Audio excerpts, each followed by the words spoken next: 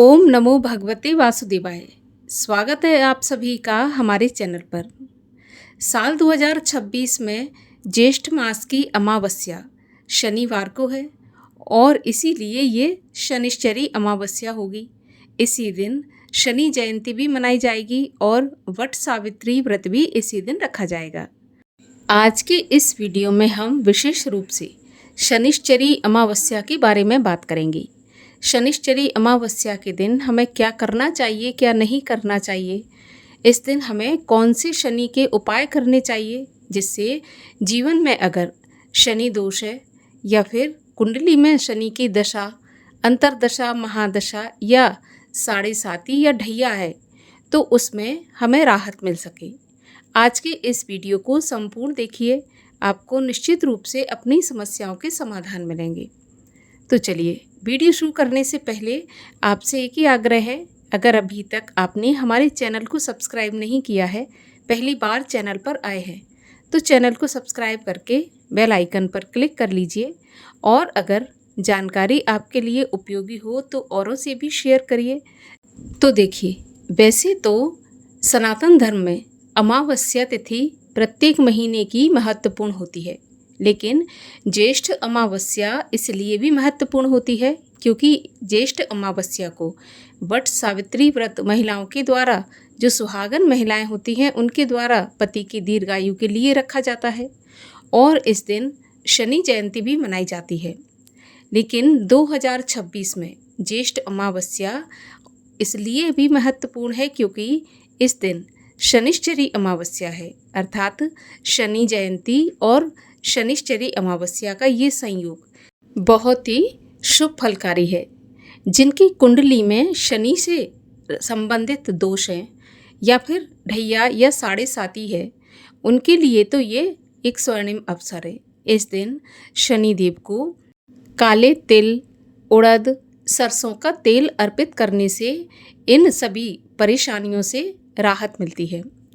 इस दिन शनि अमावस्या के साथ साथ शनि जयंती भी है और शनि जयंती के दिन हनुमान चालीसा का पाठ भी अवश्य करना चाहिए क्योंकि हनुमान चालीसा का पाठ करने से शनि के दोषों से राहत मिलती है। शनिवार के दिन पीपल की पूजा का भी विशेष महत्व है। शास्त्रों के अनुसार शनिवार के दिन पीपल के वृक्ष में माता लक्ष्मी का वास होता है, तो पीपल के वृक्ष पर दीपक अवश्य ही जलाना चाहिए शनिवार के दिन और विशेषकर शनिश्चरी अमावस्या पर। शनिवार के दिन पीपल पर प्रातःकाल थोड़ा सा जल लेकर उसमें कच्चा दूध मिलाएं और चीनी मिलाकर अर्पित करना चाहिए, अर्थात पीपल को सींचना चाहिए और रात्रि में तिल के तेल का या फिर गाय के घी का दीपक अवश्य जलाना चाहिए और पीपल की परिक्रमा करके स्पर्श करना चाहिए। ऐसा माना जाता है कि शनिवार को पीपल पर माता लक्ष्मी का वास होता है और इस दिन पीपल का स्पर्श करने से धन धान्य में वृद्धि होती है। ऐसा वरदान है कि शनिवार को पीपल का जो भी स्पर्श करेगा उसको कभी भी दरिद्रता का मुख नहीं देखना पड़ेगा। तो इसीलिए शनिवार को या फिर शनिश्चरी अमावस्या को पीपल पे भी अवश्य दीपक जलाना चाहिए। इसके अलावा अमावस्या का दिन पितरों के लिए भी विशेष माना जाता है, बल्कि अमावस्या तिथि पितरों को ही समर्पित होती है। इस दिन पितरों के लिए तर्पण, दान, पुण्य अवश्य करना चाहिए। ज्येष्ठ का महीना है तो इस महीने में छाते का दान, जूता दान, जल से भरा हुआ घड़ा और इसके अलावा पंखा, जो भी आपकी सामर्थ्य है, गर्मी से राहत देने वाली वस्तुओं का दान करना चाहिए। ऐसा करने से हमारे पितृ प्रसन्न होते हैं और आशीर्वाद देकर जाते हैं। पितरों के तर्पण के लिए एक लोटे में शुद्ध जल लें, उसमें थोड़ा सा गंगा जल दूध मिलाएं और थोड़ी सी दूर्वा या कुश मिलाकर काले तिल डालें और इसके बाद दक्षिण की तरफ मुख करके पितरों के लिए तर्पण करें। ऐसा करने से पितृ तृप्त होते हैं। देखिए, कहा जाता है कि अगर देवता रुष्ट हो जाते हैं तो मनाना आसान है, लेकिन अगर पितृगण रुष्ट होते हैं तो उन्हें मनाना बहुत मुश्किल है और कई पीढ़ियों तक हमें पितृदोष का सामना करना पड़ता है। तो इसीलिए अमावस्या के दिन पितरों के निमित्त कुछ ना कुछ अपनी सामर्थ्य के अनुसार दान करना चाहिए। मान के चलिए आपकी सामर्थ्य ज़्यादा नहीं है तो कम से कम एक ब्राह्मण का सीधा अवश्य निकाल दें। सीधा अर्थात आप जानते होंगे, एक ब्राह्मण के भोजन की कच्ची सामग्री और उसमें थोड़ा सा काला तिल मिला दें। अगर आपकी इतनी भी सामर्थ्य नहीं है तो आप पक्षियों को दाना डालें, पक्षियों के लिए पानी रखें, मछलियों को आटा डालें, चींटियों के लिए आटा डालें।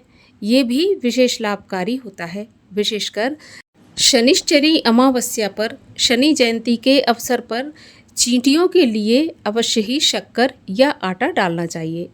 इससे पितृ प्रसन्न होते हैं और शनिदेव भी प्रसन्न होते हैं।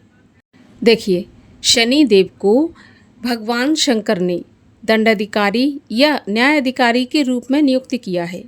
तो जैसे हम कर्म करते हैं उसी प्रकार का फल हमें शनिदेव प्रदान करते हैं। तो हमें शनिदेव से नहीं बल्कि अपने कर्मों से डरना चाहिए।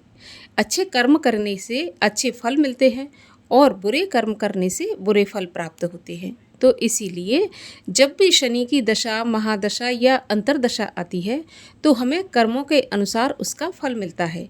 अच्छे कर्मों से हमारी तरक्की होती है और हमें हर तरफ से लाभ होता है, और जब बुरे कर्म अगर करे होते हैं तो उससे हमें हानि ही हानि होती है। तो इसमें शनि का दोष नहीं है, दोष हमारे कर्मों का है। तो शनिदेव से कभी भी डरे नहीं। इसके अलावा अमावस्या के दिन गीता जी के 7वें अध्याय का पठन या श्रवण अवश्य करना चाहिए। संध्या के समय मुख्य द्वार पर दीपक जलाएं। अगर आपने किचन में घड़ा भर के रखा है तो वहाँ पर भी पितरों के निमित्त एक दीपक अवश्य जलाएं, क्योंकि घड़े के पास दीपक जलाने से भी पितृ तृप्त होते हैं। अब आइए ये जानते हैं कि ज्येष्ठ मास की अमावस्या तिथि कब प्रारंभ होगी, कब समाप्त होगी। तो देखिए, अमावस्या तिथि का प्रारंभ होगा 16 मई शनिवार के दिन सुबह 5:11 पर और अमावस्या तिथि का समापन होगा 17 मई रविवार की सुबह 1:30 पर। तो उदय तिथि के अनुसार अमावस्या तिथि शनिवार 16 मई को होगी और इस दिन शनि जयंती भी होगी और ये शनिश्चरी अमावस्या होगी। वट सावित्री व्रत भी इसी दिन रखा जाएगा। सभी सुहागिन महिलाएं इसी दिन बरगद की पूजा करेंगी। 16 मई शनिवार को राहु काल का समय होगा सुबह 9 बजे से 10:30 बजे तक। और जैसा कि हम सब जानते हैं, राहु काल के समय की गणना अशुभ समय में होती है। तो राहु काल के समय पर कोई भी पूजा पाठ, नया काम या कोई भी मांगलिक कार्य शुरू नहीं करना चाहिए। इससे शुभ फल की प्राप्ति नहीं होती है। तो ये थी शनि अमावस्या से जुड़ी जानकारी। अगर आपको पसंद आए तो वीडियो को लाइक करके शेयर करिए, चैनल को सब्सक्राइब कर लीजिए। मिलते हैं अगले वीडियो में, तब तक के लिए हरे कृष्ण।